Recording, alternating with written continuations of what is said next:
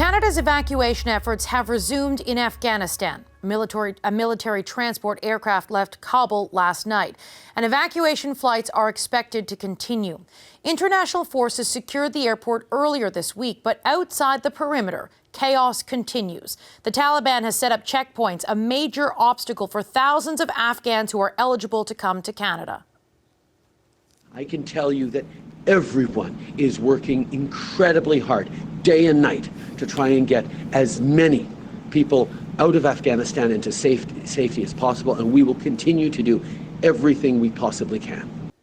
Retired General Rick Hillier served as Chief of the Defense Staff from 2005 to 2008. Before that, General Hillier was the commander of the NATO-led International Security Assistance Force in Kabul, Afghanistan.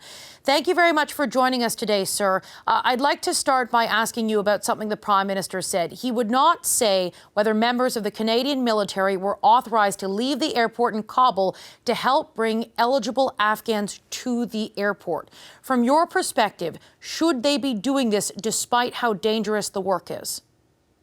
Katie, I don't know where they are right now and doing the operation that we want them to do, but if they're not ranging far afield, seeking those who soldiered for Canada for so many years in very different ways, whether that's with our aid teams or with our troops or as interpreters or any variety of ways, if they're not doing that, then we should be ashamed as a nation, because right now, our efforts to look after those who were part of a great effort to help those in desperate need have been so cluttered by bureaucratic clumsiness and bureaucratic inefficiency and bureaucratic paperwork that we stand to leave thousands of them behind. And because of that, many may be in very great danger of their lives, and some of those individuals and their families may die. So I hope they are out, and if not, we should be ashamed. And if they're not outside of Kabul International Airport, then they should be out and should be going there.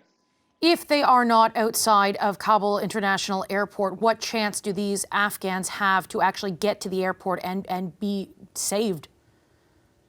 Precious little, Katie, if they're not outside. The British and the French are doing this. We know that for a fact. And they've got a very aggressive approach to look after their own nationals who are inside of the country, plus those who work with them, as I just described.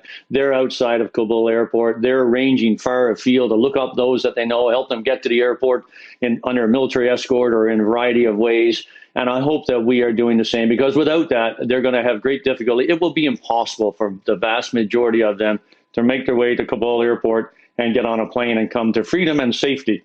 And that's what we want them to do, Katie, is come to safety for they and their families. You sort of alluded to this in your first answer, but do you think Canada has bungled the operation to get these vulnerable Afghan interpreters and their families out? Katie, we seem to be distracted as a nation during the important last 2 weeks here, when the Taliban did not control Kabul and did not control the exit routes from Kandahar. I don't know if that's because of the election or other things. I've seen some of the paperwork that they were being required to fill out and the kind of papers that they had to present. And oh my goodness, I looked at that and thought, you know, I would have difficulty here in Canada in peacetime circumstances with all of our identification and paperwork filling out those forms, let alone somebody in Afghanistan that we want to get out from a war-torn situation where paperwork is non-existent and where identity forms and background stuff is sometimes very difficult or impossible to find. We've been very bureaucratic, been very clumsy. It has not gone well, and we're now late to need, and there are literally thousands that need our help to get to safety. And they need to get to safety because they helped us in our mission there and are therefore in very real danger. We have not shone greatly during this operation right now. Do you think the Minister of Foreign Affairs, the Minister of Immigration, and the Minister of National Defense should suspend their re-election campaigns in an effort to focus on getting these Afghan interpreters and their families out? I can't think of anything more important right now, Katie, than this mission to help those who are in such great need. We did it 20 years ago when our troops went into Afghanistan. We stood up, we stood tall. We had the best men and women in our nation go there and at great cost to themselves and at great cost to their families. They helped and did a wonderful job.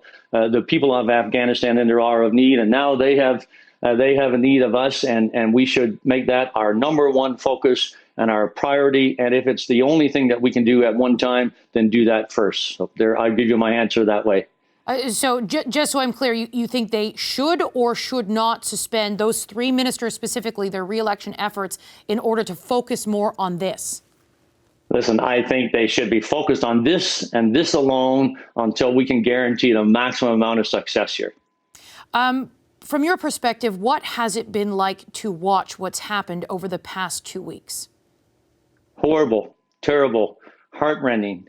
I've had grief, I've had emotion, and I thought about the incredible number of Afghans that I met, men, women, and children, you know, who are just the most beautiful people. I thought about the incredible number of awesome Canadians, men and women who served our nation, volunteers all, and the price that they paid. And I wonder why we came falling down so fast, so furiously, and why we kind of had no notice that this might occur, or we might have a dramatic upheaval here. And I hold out hope that, you know, after 20 years of educating a generation of young men and young women, that generation that's educated, that has a different view of the world, a different view of freedoms, a different view of equality, may be enough to give us some long-term sustainment here and allow Afghanistan to develop over this next months and years here, not in the way that it did under the Taliban originally. So, my goodness, there are no words to describe this. I just thought about the people and the incredible impact on them. And, you know, Afghanistan is a brutal country from the point of view of trying to earn a living, keep your family alive.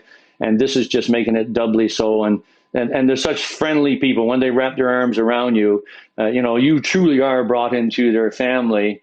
And those are the folks that I think about right now. And back home here, I look at our soldiers and say, look, you stand tall. We asked you to do a job to help people around the world. You did it. You did it wonderfully. And it's not your fault. You have nothing to bear in responsibility if the international community couldn't help build a country, couldn't keep Pakistan contained, because that really is what driving so much in Afghanistan.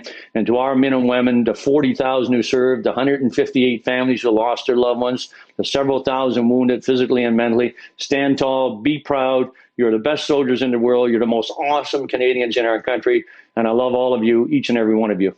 We have less than 1 minute here, sir. We had Foreign Affairs Minister Mark Garneau on the show earlier this week, and he defended Canada's efforts to rescue these Afghan interpreters and their families. We pressed him on, you know, was Canada not prepared for the worst case scenario? And he defended very staunchly what Canada has done. What do you say when you hear people like the Foreign Minister and the Prime Minister defending the efforts that they are trying to get these people out, even though we're not seeing the results that so many veterans and people who've worked with these Afghan interpreters want to see? The country is in the middle of an election. That's the focus of every single political leader that's out there right now. And here we are trying to do this. And this thing demands our full and complete time and focus. The bureaucratic clumsiness that I spoke about before, that needs leaders at the very top, like the ministers, to be on it all the time and to make sure that they break through that bureaucracy and get those folks from Afghanistan out that helped us so much, that we want to get out. That has not occurred, and we need more of it. So, look, I just get frustrated. I get irritated. Canada can do better than this, and that's what we need to do. Retired General Rick Hillier, thank you so much for your time today. Katie, my pleasure. Thank you. Hi, I'm Vashi Capellos, host of Power in Politics. See more of our show by subscribing to the CBC News channel or click the link for another video.